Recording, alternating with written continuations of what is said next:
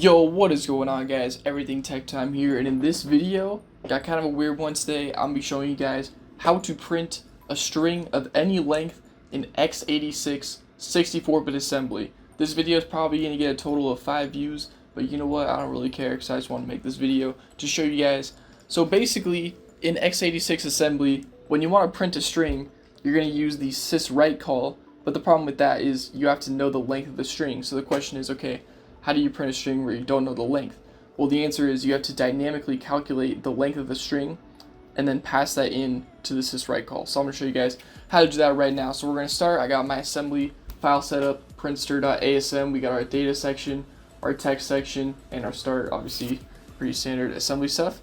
And so let's just start writing this. So basically, we're going to start by writing a strlen function, kind of like in C, which basically is just going to calculate the length of a string. So strlen, and we're just going to start by having a pretty standard function, prologue and epilogue, where we just push RBP, move RBP into RSP, and then at the end of the function, we're going to move it back, so move RSP, RBP,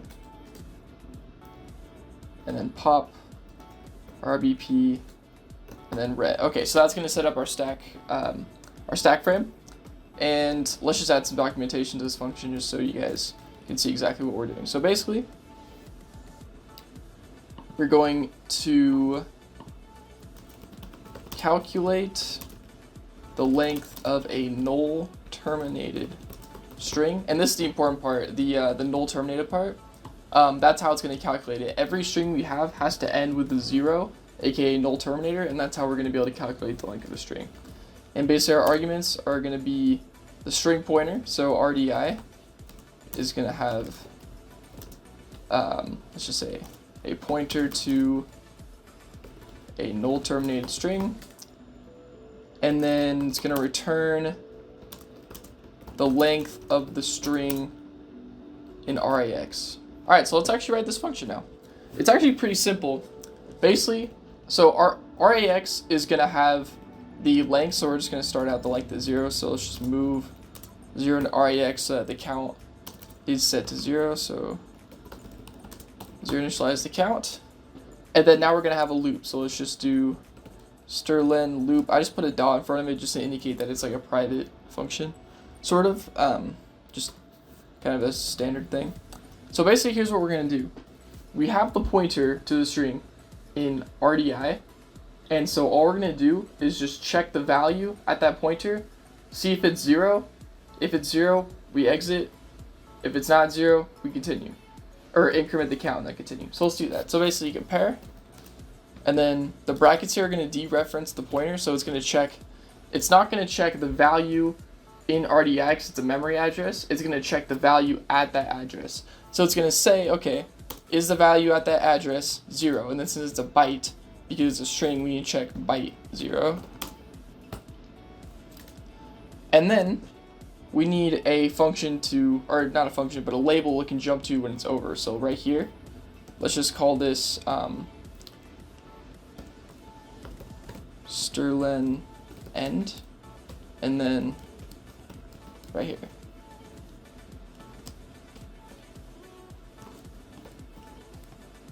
Okay, so it's going to go to here when it's over. So compare, and then if it's equal to 0, we can just jump, if it's equal to 0, to strlen end, just like that. But if it's not equal to 0, we can simply increment the pointer, so we go to the next character. So go to next character, and then increment the count. So increment RAX, increment count, and then after this we need to go back to the beginning of the loop, so we're just going to jump to the strlen loop, just like that. And that should give a valid strlen function. So that's pretty much it for the strlen function. Now we need to actually write the print function. So now that we're done with that, we can just do print. Let's just call it print, or here, let's just call it print str, so you know. And basically we're going to do the same thing where we set up a stack frame. So push RBP, move RBP, RSP, and the body function. And then after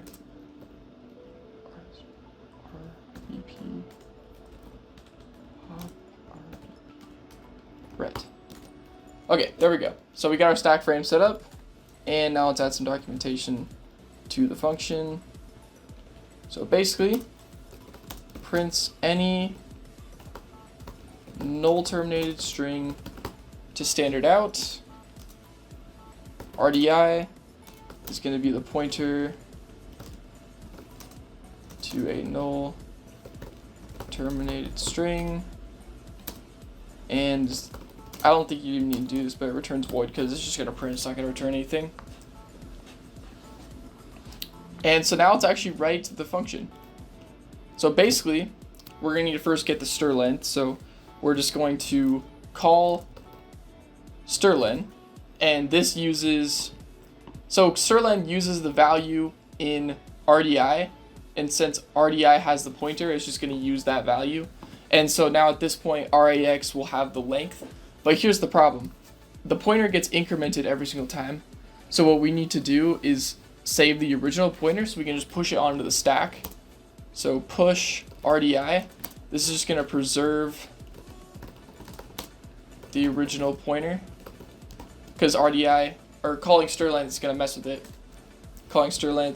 And so now we could pop it into RDI, but the thing is the syswrite call needs, or yeah, the syscall for syswrite needs arguments to be in certain registers, and the pointer has to be in RSI. So what we can do is just pop into RSI, and now RSI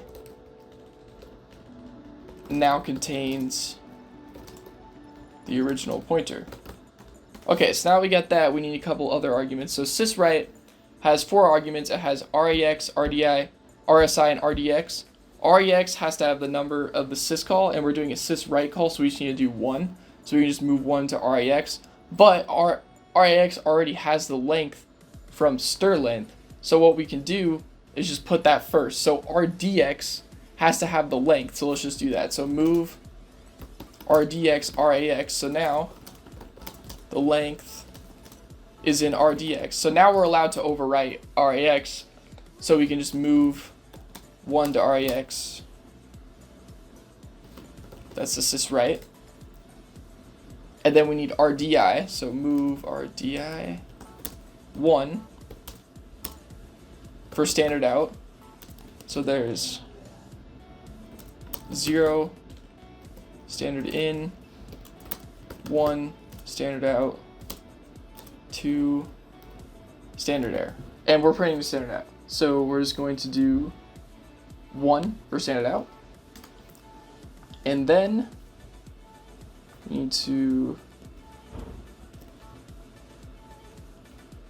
yeah, so now we just need to actually do the syscall. So we can just type syscall, and that will print everything out. And then we can move RBP, then we can just fix our stack frame and then return. And that should be it. Let's see what this error is.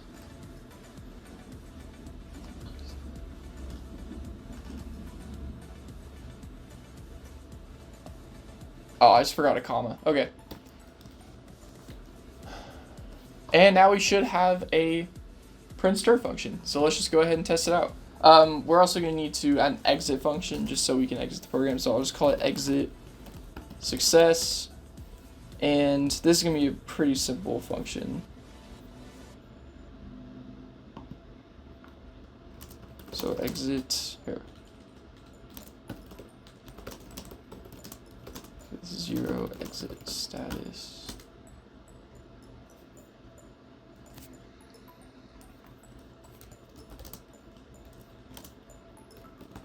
Okay, so move the exit code into RDI, and then move into RAX 60 for sysexit, and then syscall. Actually, exit the program. That's where the program's going to exit.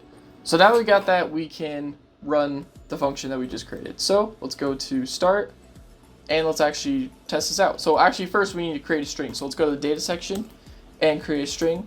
So let's just go test stir define bytes, and then, I mean, obviously we're just going to do hello world. And then since it has to be null terminated, you just have to put comma 0, and then that null terminates the string. So now when it's going through and calculating the length, it's just going to go until it finds a 0 and then calculate that length. So now that we got that, let's actually test this out. So we can just do, the print function, RDI has to have the pointer to the string. So move to RDI tester, that puts the address of tester into RDI, call printster, and then exit the program. So exit success. And the reason we're jumping to exit success instead of calling it is because we're not really going to return anything. So, or we're not going to return back to this after it goes to exit success, the program's done. So that's why we do that. And that's pretty much it. So let's just test it. So I have a run.sh script, which basically just compiles everything and runs it and links it. I'm just going to assume for this that you already have NASM installed and you already know how to do this. So let's just go ahead and run the script. So just /run.sh and hello world. The exit status is 0. I have it print the exit status in here, so obviously you're just going to say that. But here's a really cool thing with this. We have a hello world, but it could be anything. We can just say this string can be any length and it will still print. And there you go.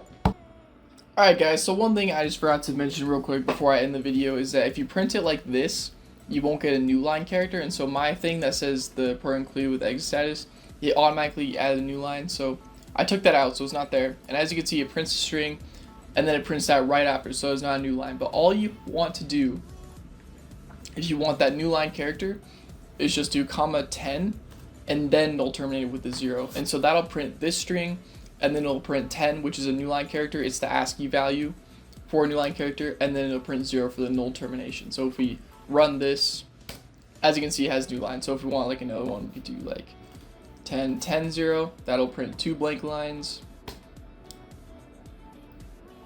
So that's how you do it. That's how you print strings of any length with or without a new line character. And so that's going to be it for this video. So that's how you print strings in assembly of any length. If you guys want future assembly videos, like how to print an integer to standard out, that one's kind of complicated because you have to convert it to a string and it gets kind of complicated. But yeah, if you guys want any more assembly videos, just drop a comment or drop a like. I'll try to make some more. So yeah guys, that's pretty much about it for this video. I'll see y'all in the next one. Peace out.